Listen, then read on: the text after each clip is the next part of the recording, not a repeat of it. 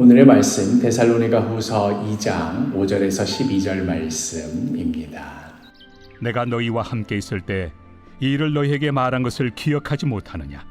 너희는 지금 그로 하여금 그의 때에 나타나게 하려 하여 막는 것이 있는 것을 아나니 불법의 비밀이 이미 활동하였으나 지금은 그것을 막는 자가 있어 그 중에서 옮겨질 때까지 하리라.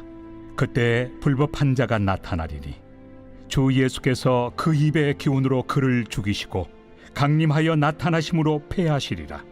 악한 자의 나타남은 사탄의 활동을 따라 모든 능력과 표적과 거짓 기적과 불의의 모든 속임으로 멸망하는 자들에게 있으리니 이는 그들이 진리의 사랑을 받지 아니하여 구원함을 받지 못함이라.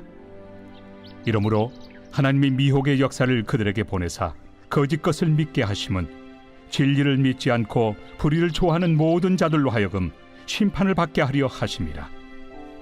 우리가 어제 말씀에도 살펴보았듯이 데살로니가 교회 가운데 가짜 뉴스가 퍼졌습니다.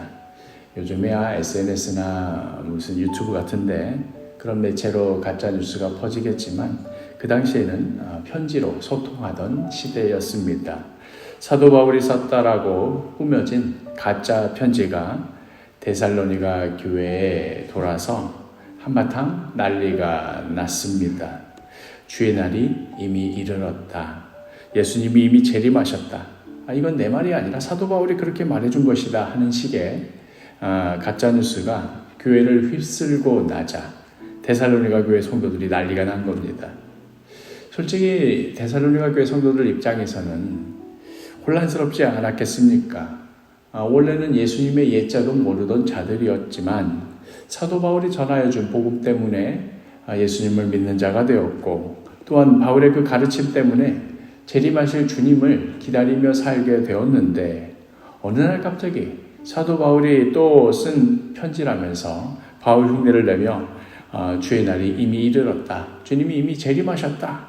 앞으로 어떻게 될지 자기 말만 잘 듣고 따르면 뭐 살 수 있다. 뭐 이런 식의 편지라고 치면 이런 소동에 침착하게 있을 수 있는 성도가 몇이나 되겠습니까?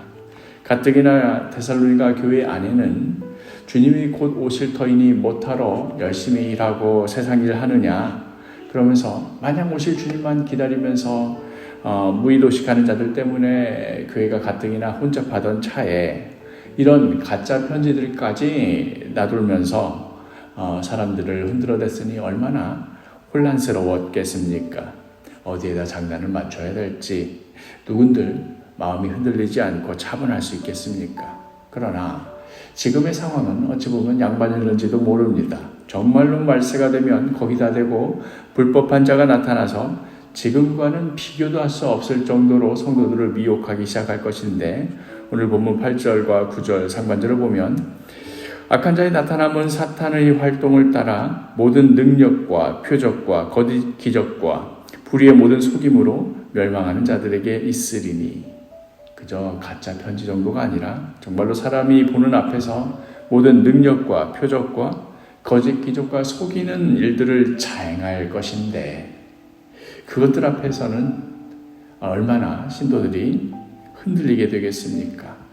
그러나 거짓된 것들을 보며 미혹되는 그 근원적인 이유가 무엇인가 하면 이어지는 11절 12절 이러므로 하나님이 미혹의 역사를 그들에게 보내사 거짓 것을 믿게 하심은 진리를 믿지 않고 불의를 좋아하는 모든 자들로 하여금 심판을 받게 하려 하심이라.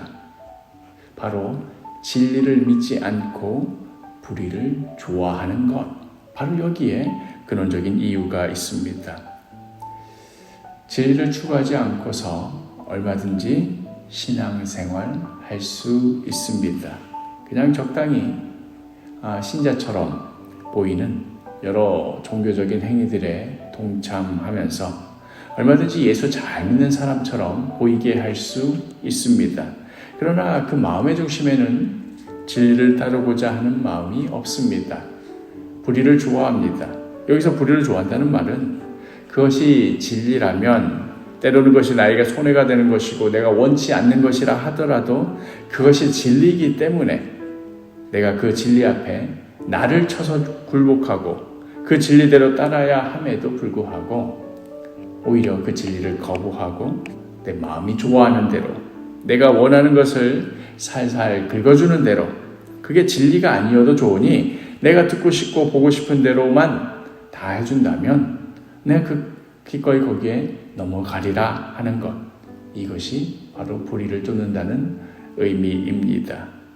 불의를 좋아한다 해서 누구를 일부러 찾아가서 폭행을 하고 악행을 저지르고 하는 이런 것을 넘어서서 진실한 소리, 양심의 소리, 성령의 음성에 귀를 기울이지 않고 내가 듣고 싶은 소리, 내가 바라던 바에 적당히 타협하고 넘어가는 것, 거짓인 줄 알면서도 적당히 뭉개버리고 진짜인 척 얼버무리는 것, 모든 거짓된 행동의 그 핵심을 지적하고 있는 것입니다.